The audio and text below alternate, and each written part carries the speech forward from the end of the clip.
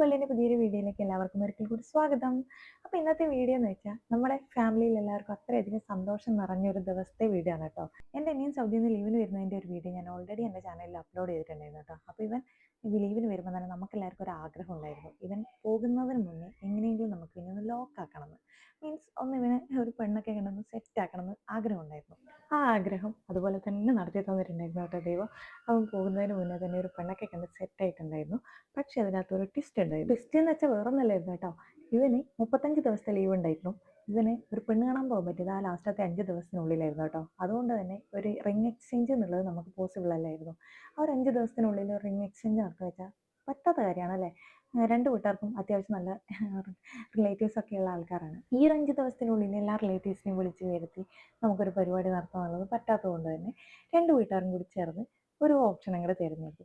ചെക്കൻ അങ്ങോട്ട് പോയിക്കോട്ടെ, ചെക്കൻ്റെ പെങ്ങൾ വന്നിട്ട് വളയിട്ടോട്ടെ. അങ്ങനെ ഒരു ചടങ്ങ് എല്ലായിടത്തും ഉണ്ടോയെന്ന് എനിക്കറിഞ്ഞൂടാ. പക്ഷെ നമ്മുടെ നാട്ടിലത് പൊതുവായിട്ട് ഉണ്ട് കേട്ടോ. ചെക്കൻ നാട്ടിലില്ലെങ്കിലും ചെക്കൻ്റെ പെങ്ങൾ പോയിട്ട് വളയിട്ട് ഉറപ്പിച്ച് വെക്കുന്ന ഒരു പരിപാടി. പക്ഷേ എന്നാൽ കൂടി നമുക്കെല്ലാവർക്കും അത് ഭയങ്കര വിഷമമായിരുന്നു കേട്ടോ, അവനില്ലാണ്ട്. പക്ഷെ നമ്മളെക്കാളും വിഷമമായിരുന്നു അവന്.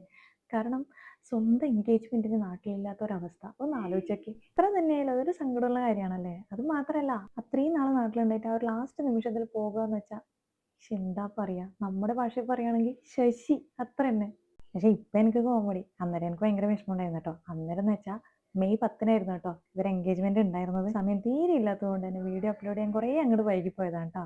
അയ്യോ, ഓരോ കാര്യങ്ങൾ അങ്ങോട്ട് പറഞ്ഞു പെണ്ണിനെ പരിചയപ്പെടുത്താൻ വന്നത്. അപ്പോൾ ഇതായിട്ടോ നമ്മുടെ പെങ്ങളോട്ടി നീതി എന്ന പേര്. പക്ഷെ നമ്മളെല്ലാവരും അവളെ നിത്തു എന്നാണ് വിളിക്കുന്നത്. നിത്തുവിൻ്റെ അച്ഛനും നമുക്ക് നിത്തുവിനും കൂടെ ചേർത്ത് 3 മക്കളാണ് കേട്ടോ. നിത്തുവിന് ഒരു ഏട്ടനുണ്ട്, ഏട്ടനെ കൂടാണ്ട് ഒരു ട്വിൻ സിസ്റ്ററും കൂടി ഉണ്ട്.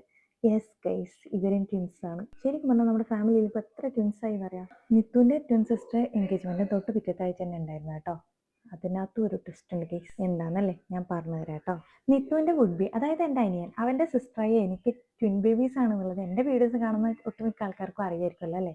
അതേപോലെ തന്നെ നിത്തുവിൻ്റെ ട്വിൻ സിസ്റ്ററായ നേഹയുടെ വുഡ് ബിയുടെ സിസ്റ്റർക്കും ട്വിൻ ബേബീസ് ആണ് കേസ്. എന്താ അല്ലേ, മൊത്തത്തിലൊരു ട്വിൻസ് മയം തന്നെ നമ്മുടെ ഫാമിലി ഇപ്പോൾ. അങ്ങനെ വളയിടൽ ചടങ്ങൊക്കെ കഴിഞ്ഞ് ഫോട്ടോസൊക്കെ എടുത്ത് ഫുഡൊക്കെ കഴിച്ച് ഓരോരുത്തരെയായിട്ട് ഇങ്ങനെ പോകാൻ തുടങ്ങിയിട്ടുണ്ടായിരുന്നു കേട്ടോ. കഥ പറയുന്നതിനിടയ്ക്ക് മറന്നുപോയി. പയ്യന്നൂർ KK റെസിഡൻസിൽ നിന്നായിരുന്നു കേട്ടോ നമ്മുടെ ഫംഗ്ഷൻ ഉണ്ടായിരുന്നത്. ഫംഗ്ഷനൊക്കെ കഴിഞ്ഞ് ഒട്ടുമിക്ക ആൾക്കാരും പോയതിന് ശേഷമാണ് കേട്ടോ നമ്മൾ ഫുഡ് കഴിച്ചത്. എന്തോ ബാക്കി തന്നെ ഫംഗ്ഷൻ കഴിയുമ്പോൾ വലിയ അലമ്പൊന്നും ആക്കിയിട്ടുണ്ടായിരുന്നില്ല കേട്ടോ എൻ്റെ മക്കള്. മറ്റങ്ങനെയൊന്നല്ല, നല്ല അലമ്പാക്കുന്ന ആൾക്കാരാണ്. ഇവിടേക്ക് വന്നപ്പോൾ തന്നെ കുഞ്ചുറുവിനെ രാകേഷാട്ടിനെ ഏൽപ്പിച്ചിട്ടുണ്ടായിരുന്നു. അതുപോലെ ഉണ്ടും മാമിയുടെ കയ്യിൽ തന്നെ ആയിരുന്നു കേട്ടോ. അതുകൊണ്ട് എനിക്ക് വലിയ അലമ്പൊന്നും ഉണ്ടായിരുന്നില്ല.